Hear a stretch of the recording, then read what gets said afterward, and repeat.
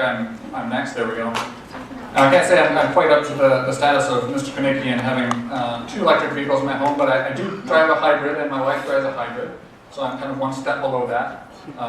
And our family are early adopters. My brother, until last year, drove the original Toyota Prius that looked like the Echo, and my dad bought the first Chevy Volt model. So I do believe in this technology, but as you see in these slides, there are some issues. I'm not going to spend much time on marketing slides. Those will be in the proceedings. But suffice to say, Exponent is an engineering consulting firm with a group of mostly PhDs around the world that serve as doctors for high-tech companies.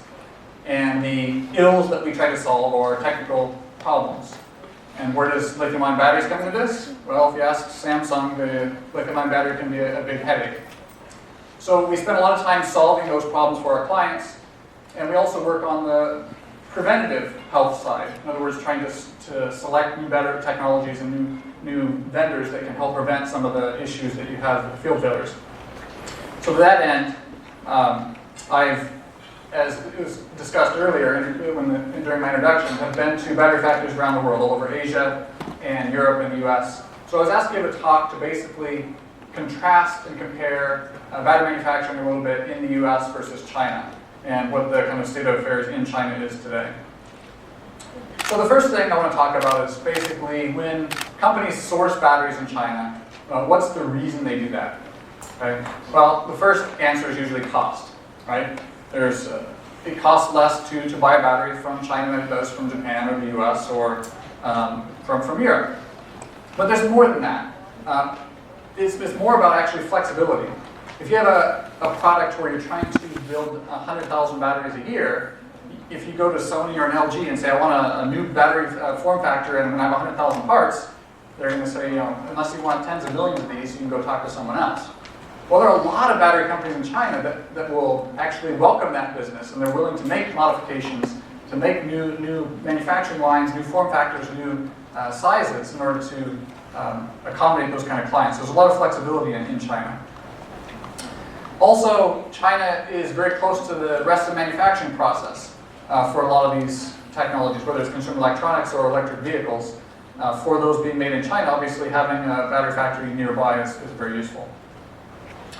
Now, if you're going to buy a battery in the US, for EV, this is something that strategically, as more and more things are manufactured over here, if that actually happens, and Tesla achieves what they're hoping to, then having batteries produced here is also a big boon, because although the number produced today is not a huge technical hurdle to get them overseas, when you're making millions of these a year, it's going to be a different story. But the cost, how does the cost of making batteries in the US compare with in China? The short answer is you really can't compete at this point. And for one kind of very obvious reason, not only the cost of labor, but just the cost of the requirements for environmental controls and for the OSHA regulations.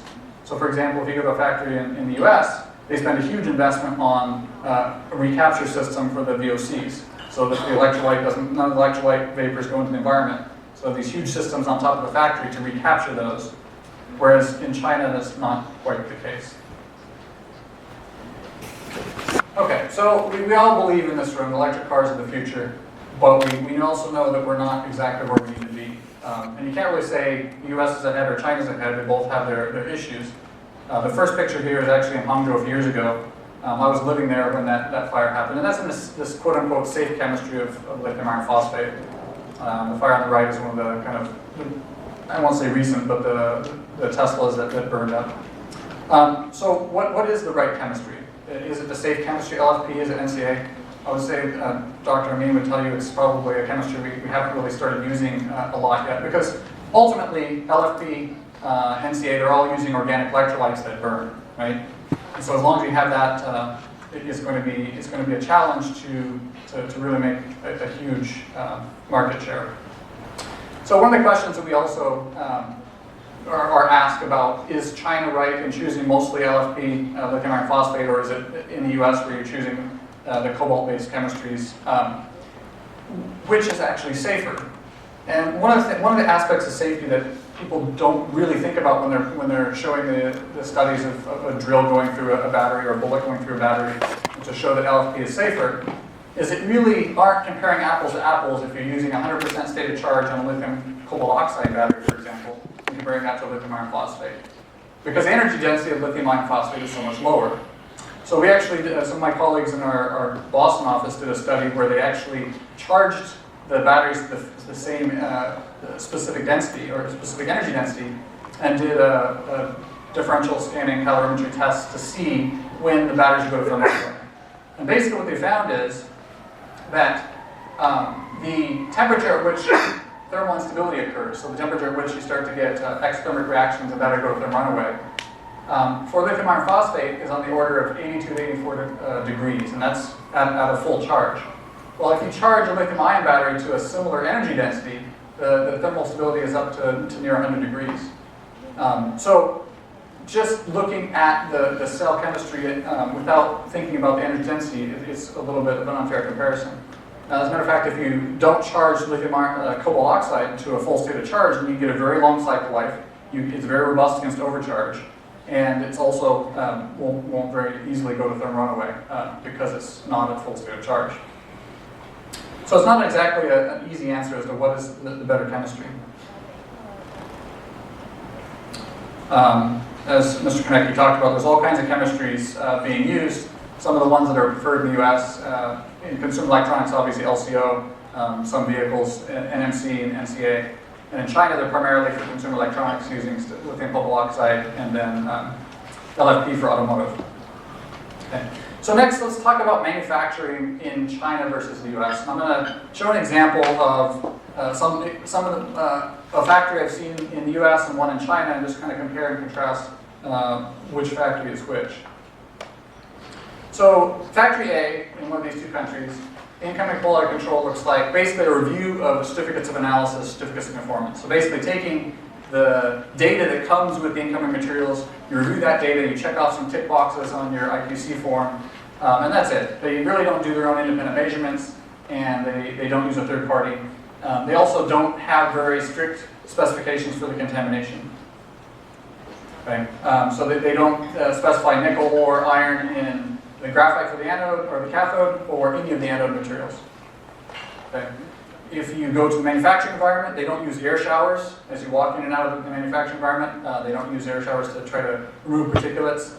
They don't have any airborne particulate monitoring.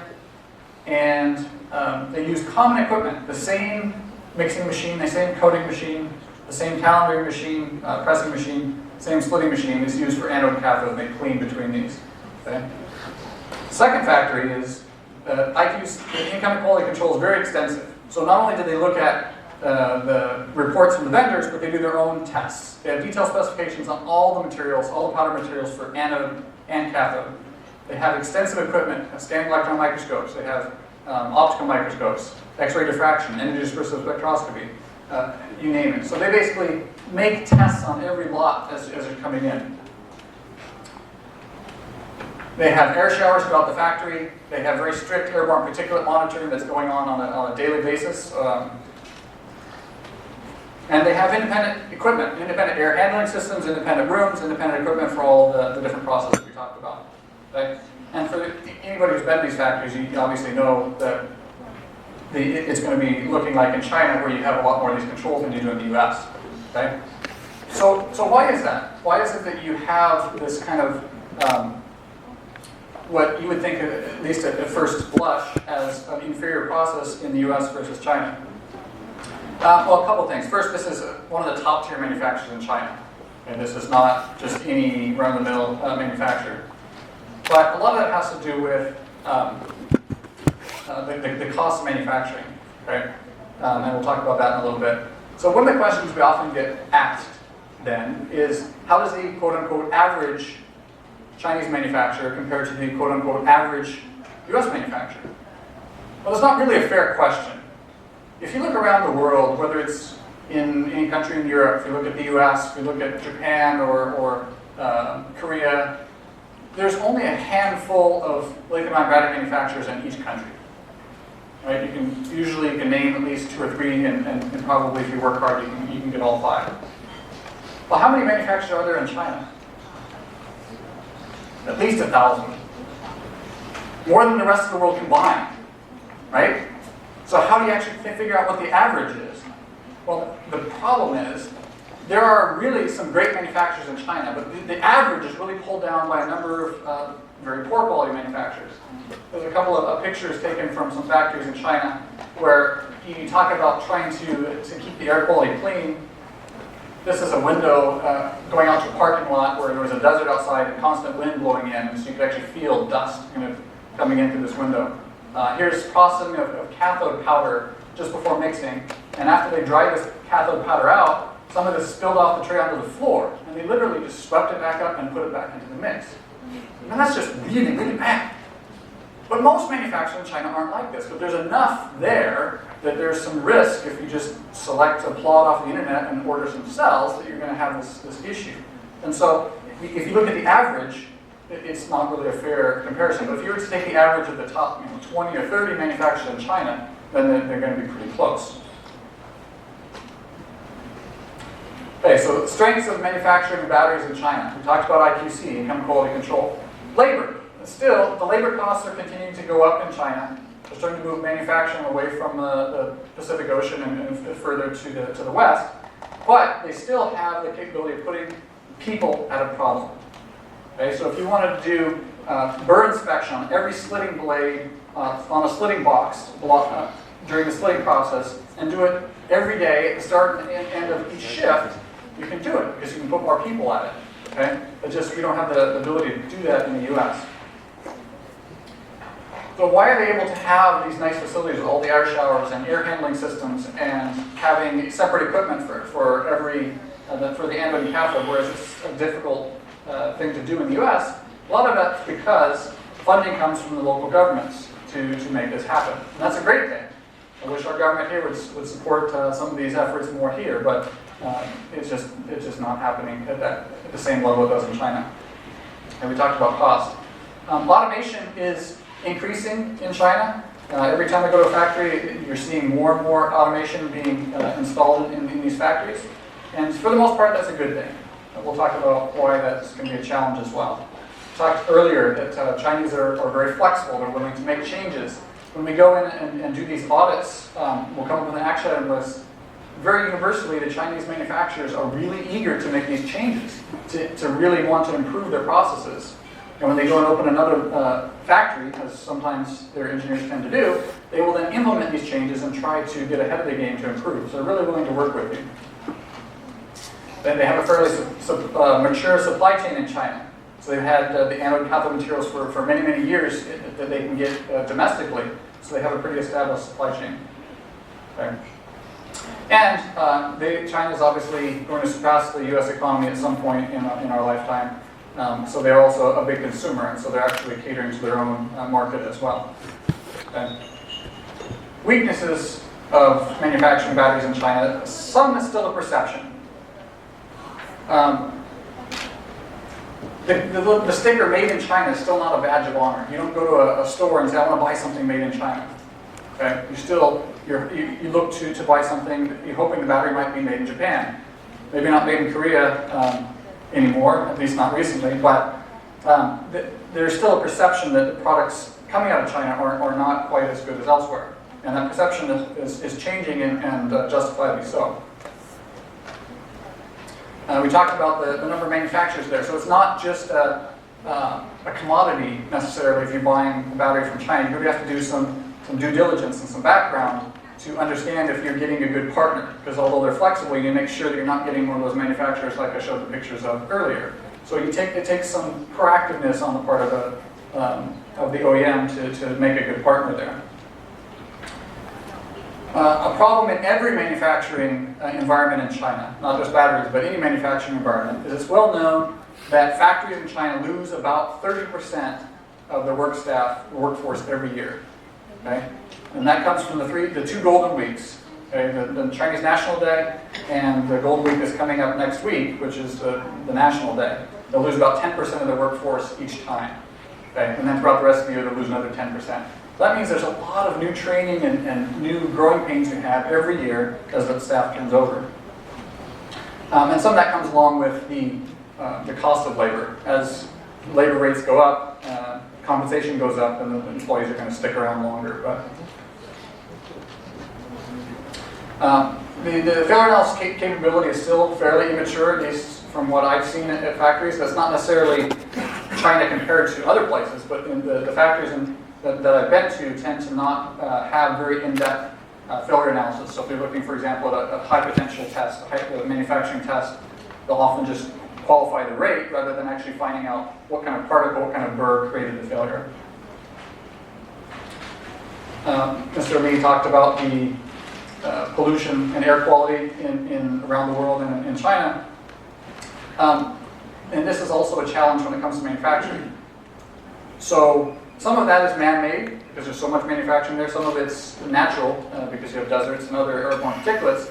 But when you're making a battery and you have this air outside that really can cause issues in your battery, it takes a lot more infrastructure to make sure you have a good manufacturing environment compared to something, let's say, in Switzerland, where you're almost a clean room even if you leave the windows open. Another challenge in China that is changing over time is that the employees don't necessarily take an ownership in the product. Okay? So that if you have a particular manufacturing line, they're concerned with their manufacturing line, their team, the managers in their little circle of influence. They don't really think of their brand as being something they're very proud of. And this results in kind of that's somewhat responsible for the turnover. It was such a large number, they don't feel like they really own part of that company. And we'll talk about some of the challenges of that in a minute. Another issue in some manufacturing environments in China is that because they're at low margins, there's a lot of pressure to try to pass through these quality control tests. So they're not really using the quality control to identify problems, but to try to get as many products through the door as they can. Not in a battery environment, but I've literally been to factories like where an injection molding facility, they're doing an inspection, 100% inspection of taking parts taken out of an injection molding machine, and the salary of the operator was docked for every rejected part that came out of there. So if you have that kind of environment, are you really encouraged to find a reject? You kind of hope you pass it down and maybe the next guy will find it and take it out of their salary. Okay. Intellectual property obviously is a sensitive issue around the world, and China is actually getting better at this. The more IP that China is developing, the more it's going to be a country where IP development is good and safe. The liability of the domestic market, while in the US our legal system in some people's eyes is not very healthy. There's just these really astronomical awards for sometimes crimes or accidents that are not really justified. But in China it's kind of a ways behind, so that there's not a lot of risk for manufacturers in the domestic market to have to take some of the measures they would on the international stage. And so as the legal system moves along in China and those awards become more significant, then they will start to come along on this front as well. Okay, so the last thing I'll talk about is, it kind of goes back to the lack of ownership, is the culture of not questioning authority. Okay, throughout your schooling in China and in a manufacturing environment, whatever kind of company you go to, you're really not encouraged to think outside the box and to question authority. Okay? And an example of that, I can tell you about a project we worked on. And this is a microwave that is one of those space saver microwaves. Sits over your range, your cooking stove. Serves as a vent, but also as a microwave. Okay? Well, this product had, the issue here was, oops, let me go back. Here we go. On top of the microwave, they had to have a surface that would allow the microwaves to permeate. Okay, so it had to be transparent to microwaves, but it needed to be not allow any liquids to go through. And the material that they actually chose in this microwave is formica. It's kind of mineral. And this mica was actually, in the early phase, it seemed like a good material.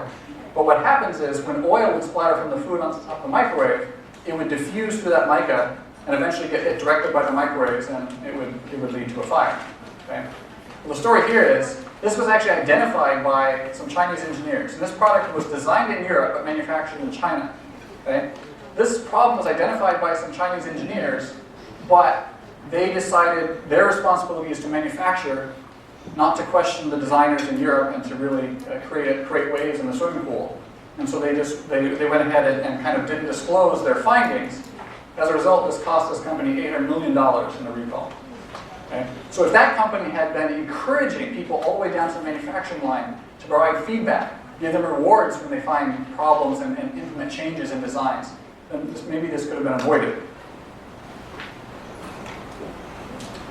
So automation versus manual manufacturing. A lot of people will come and question, can you make a quality product using manual labor and labor-intensive processes? Well, the easy answer is, well, Rolex watches are pretty nice. Although I guess Apple is contending that they're almost catching up with Rolex as far as the biggest watch manufacturer in the world. But regardless, I think most people would think of Rolex as a little bit nicer than an Apple Watch. So you can actually make high-quality products using manual manufacturing, of course. But there are some challenges in using automation as well. Okay? So if you're trying to look for EV, at this point, there's not a lot of standardization. Okay? Mr. Kanicki talked about the different form factors and all the different electric vehicles out there. Well, it's hard to really make a gigafactory if you're trying to make every different form factor under the sun, right? So until we get down the road another decade, or if you look at what Elon Musk is doing in Nevada with the gigafactory, if you settle on a particular form factor, then you're able to go to this highly automated process. But as long as you're having so many different form factors without standardization, it's hard. Okay. The other problem with automation is, although you really make consistent cells, consistent batteries when you use automation, if you don't know how to use the equipment, you don't have it tuned properly, then that just means you can make garbage more quickly than your neighbor. Okay? So you can make a lot of bad cells really quick if you use an automated process that's not under control.